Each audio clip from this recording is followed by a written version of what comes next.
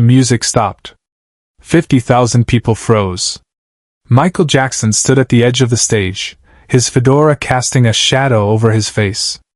Below him, a man on his knees, hands covering his eyes, body shaking. The silence was deafening. And what happened next would become the most powerful moment in concert history. It was August 1993. Bucharest National Stadium. The Dangerous World Tour was at its peak. Michael Jackson had performed in front of millions, broken every record imaginable, but nothing could prepare him or anyone in that arena for what was about to unfold. The night had started like any other massive show: pyrotechnics, screaming fans, the unmistakable energy that only Michael could create. But hidden in that sea of euphoria was a man carrying a weight no one could see. A man about to shatter in front of the entire world. His name was Daniel Călin, 42 years old. A factory worker from the outskirts of Bucharest. He wasn't supposed to be there that night. He had bought the ticket months ago, back when life still made sense. Back when his daughter was still alive. Elena. 7 years old. Leukemia. She had died 3 weeks before the concert. Daniel had tried to return the ticket, but the grief was too heavy, the silence in his apartment too loud. So he went. Not to celebrate. Not to enjoy. But because Elena had begged him, in her final days, to go. To see Michael Jackson. To feel something other than the crushing weight of loss. But grief doesn't follow schedules. And on that night, in front of 50,000 people, Daniel Călin's pain erupted in the most unexpected way. The concert was in full swing. Michael had just finished Billie Jean. The crowd was electric. Daniel stood near the front, a bottle of cheap vodka in his coat, trying to numb what couldn't be numbed. He had been drinking since the afternoon. Not to celebrate. To survive. Then Michael began to speak to the crowd. His voice soft, almost fragile. I want to thank you all for being here tonight. Your love means everything. The crowd roared. But for Daniel, those words felt like a knife. Love. What did love matter when it couldn't save his daughter? What did any of this matter? And then, without thinking, without control, Daniel screamed. You don't know pain! You don't know what it's like to lose everything! The section around him went silent. Security moved toward him. But Michael Jackson heard him. And instead of ignoring it, instead of letting security handle it, Michael did something no one expected. He stopped. He raised his hand, signaling security to wait. The music cut. 50,000 people held their breath. Michael walked to the edge of the stage. His eyes locked on Daniel. What did you say? His voice was calm, but it carried across the entire stadium. Daniel, drunk and broken, shouted again. You live in a palace! You don't know suffering! The crowd began to boo. But Michael raised his hand again. Silence. He crouched down at the edge of the stage, his face just feet away from Daniel's. Tell me, Michael said quietly, but the microphone picked up every word. Tell me what happened. And that's when Daniel Călin broke. Not with anger. With grief. He collapsed to his knees. His hands covered his face. His body shook with sobs so violent that people around him stepped back. My daughter, he choked out. She's gone. She loved you. She wanted to be here. But she's gone. The arena was completely silent now. 50,000 people, and you could hear Daniel's cries echoing through the night. Michael Jackson didn't move. He didn't look away. He just listened. And then, slowly, he removed his black fedora. The hat that had become part of his legend. The hat he never took off during a show.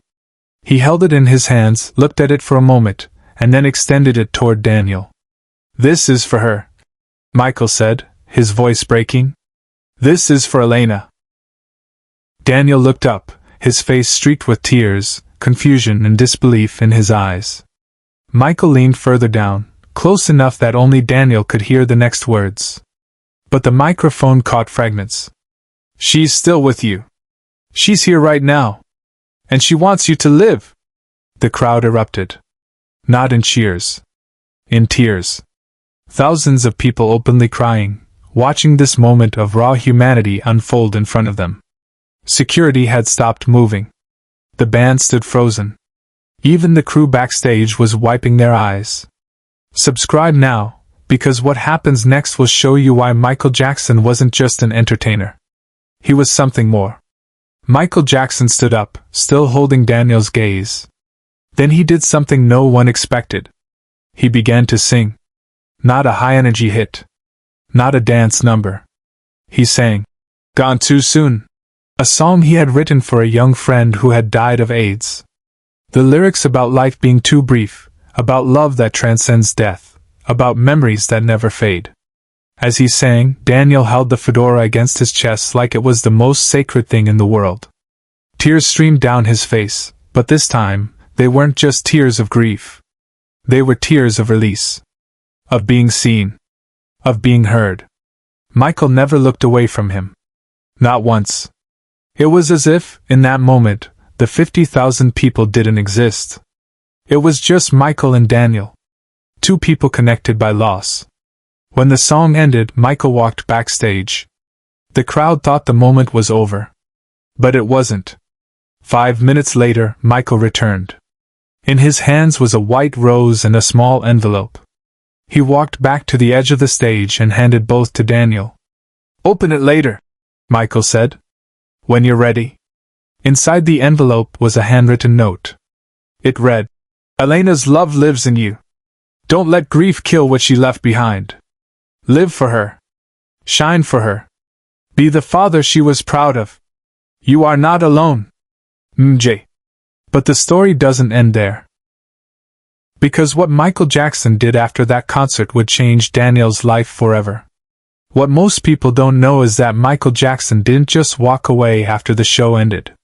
While the crew was breaking down equipment and the arena was emptying, Michael sat alone in his dressing room, still wearing his performance clothes, the white glove still on his hand. His manager knocked on the door. "Michael, the plane is waiting." But Michael didn't move. "Find that man," he said. "Find Daniel. I need to talk to him." It took security 2 hours to locate Daniel in the chaos of post-concert crowds. He was sitting on the curb outside the stadium, the fedora still clutched in his hands, staring at nothing.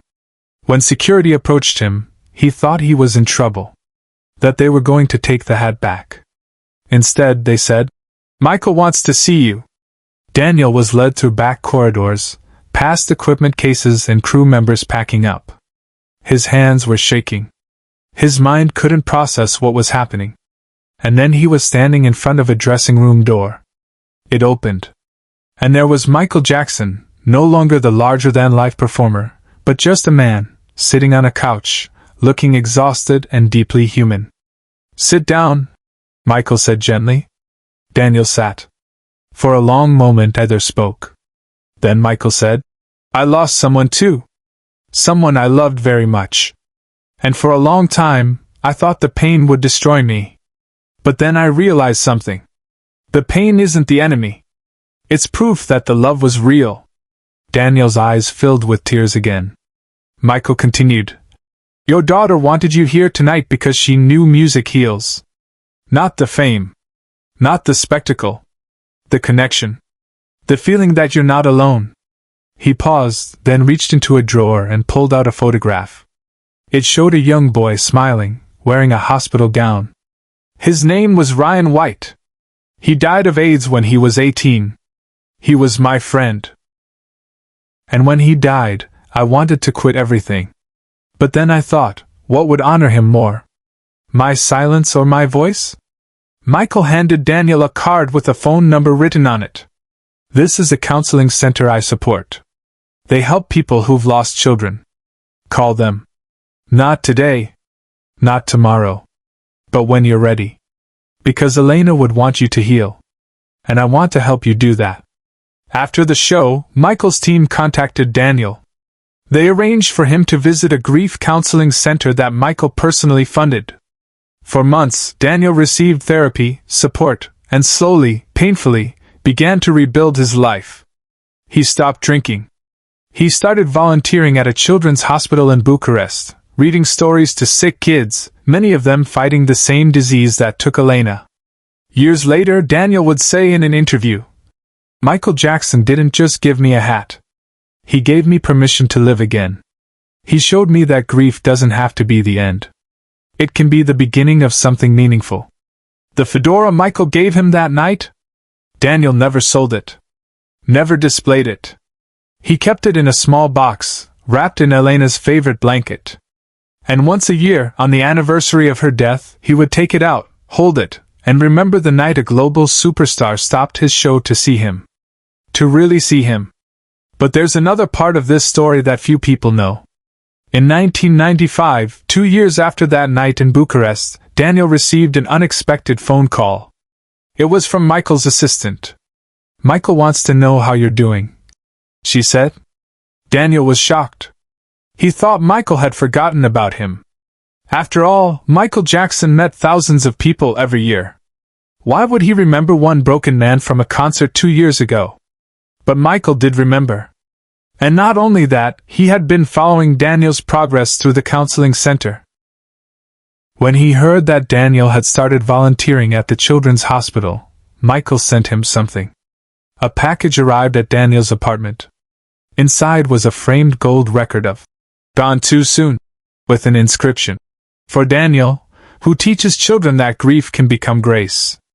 Keep shining for Elena. Your friend, Michael." That gold record now hangs in the children's wing of the hospital where Daniel volunteers. Children touch it before their treatments, as if it carries some kind of magic. And maybe it does. Not because it belonged to Michael Jackson, but because it represents something deeper. The idea that pain can be transformed into purpose. That loss doesn't have to mean the end. That one person's compassion can create a chain reaction of healing. Michael Jackson passed away in 2009. When Daniel heard the news, he traveled to Los Angeles. He stood outside the gates of Neverland Ranch with thousands of other mourners. And in his hands he held the fedora. Photographers captured the image, a middle-aged man, tears streaming down his face, clutching a black hat like it was a lifeline. The photo went viral. And with it, Daniel's story spread across the world. People began to share their own stories of Michael's kindness. The sick children he visited in hospitals without cameras. The families he supported in silence. The strangers whose lives he touched simply by being present. Michael Jackson's legacy wasn't just his music. It was his humanity. And it all started because he chose to listen. To stop. To see one broken man in a sea of 50,000. Today, Daniel Călin is 73 years old. He still volunteers at the children's hospital. He still tells Elena's story. And he still has the fedora. When people ask him why he never sold it, he always gives the same answer. Because it's not mine to sell. It belongs to every person who has ever felt invisible. Every person who needed to be seen. Michael Jackson saw me. And in doing that, he saved my life. The note Michael wrote that night was framed and hangs in Daniel's home. Next to it is a photo of Elena, smiling, wearing a homemade Michael Jackson glove made of aluminum foil and a cardboard hat. She never got to meet her hero. But in a way, through her father, she did. This story isn't just about a drunk man at a concert. It's about what happens when someone with unimaginable power chooses to use it for something simple, compassion. Michael Jackson had every reason to ignore Daniel that night. To let security remove him. To continue the show. But he didn't. Because beneath the fame, beneath the spectacle, Michael Jackson understood pain. He knew what it was like to be misunderstood. To be judged. To feel alone. And when he saw that pain in someone else, he couldn't look away. The world remembers Michael Jackson for Thriller, for the moonwalk, for the record-breaking tours. But those who were there that night in Bucharest remember something else. They remember the moment the music stopped. The moment a superstar became human. The moment 50,000 people witnessed what real greatness looks like. If this story moved you, share it. Let people know that kindness doesn't require a stage. It doesn't require fame. It just requires the willingness to stop, to listen, and to see the person in front of you. Subscribe, comment, and keep this story alive. Because in a world that often feels cold and disconnected, stories like this remind us that humanity still exists. That compassion still matters.